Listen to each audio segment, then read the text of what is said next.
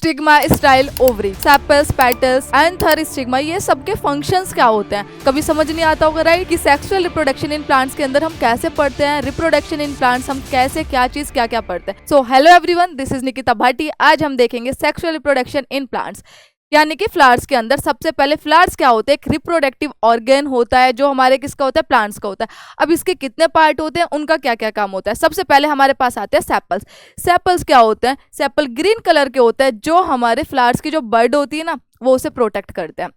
ये सेपल्स होते हैं। देन उसके बाद हमारे पास आते हैं ये कलरफुल, इन्हें हम बोलते हैं पेटल्स, जो अट्रैक्टिव, यानी कि हम लोगों को फ्लावर्स की तरफ जो अट्रैक्ट होते हैं ना, वो पेटल्स की वजह से होते हैं। ये एक अट्रैक्टिव पार्ट होते हैं हमारे फ्लावर्स के। उसके बाद हमारे पास आता है female reproductive part and male reproductive part. Male reproductive part कौन सा होता है? Anther and filament, this one and ये होता है हमारे पास एंथर एंड फिलामेंट। उसके बाद आता है female reproductive part. Female reproductive part में क्या होता है हमारे पास? Stigma, style, ovary. प्रोसेस क्या होता है मैम? प्रोसेस ये होता है जैसे ही आप यहाँ से क्या प्रोड्यूस होते हैं, एंथर क्या प्रोड्यूस करते हैं? पॉलन ग्रेन्स प्रोड्यूस करते हैं।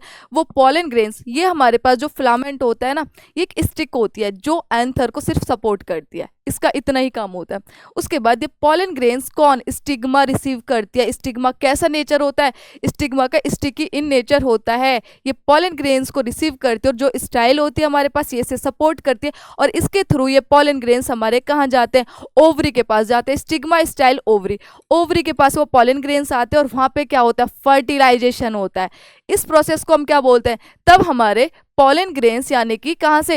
एंथर से जो पॉलन ग्रेन्स हमारे स्टिग्मा तक जाते हैं, उसे क्या बोलते हैं? पॉलिनेशन बोलते हैं। जैसे ही वो किसके थ्रू, यानी कि स्टिग्मा, स्टाइल, ओवरी के पास आते हैं, तो वहां पे क्या होता है? फर्टिलाइजेशन होता है। और फर्टिलाइजेशन होता है तो वहां क्या बनता है? वहां बनता है जाइगोट। तो ये होते हैं हमारे जितने भी फ्लावर्स के पार्ट होते हैं, उनके फंक्शंस और वो कैसे कैसे काम करते हैं। पॉलिनेशन कैसे होता है, जाइगोट कैसे बनता है, यानी कि जो हमारे पास क्या होता है, फर्टिलाइजेशन के बाद क्या बनता है? जाइगोट बनता है। जाइगोट से क्या बनता है? एम्ब्रियो बनता है। ये होता है हमारा पूरा process. Thank you so much.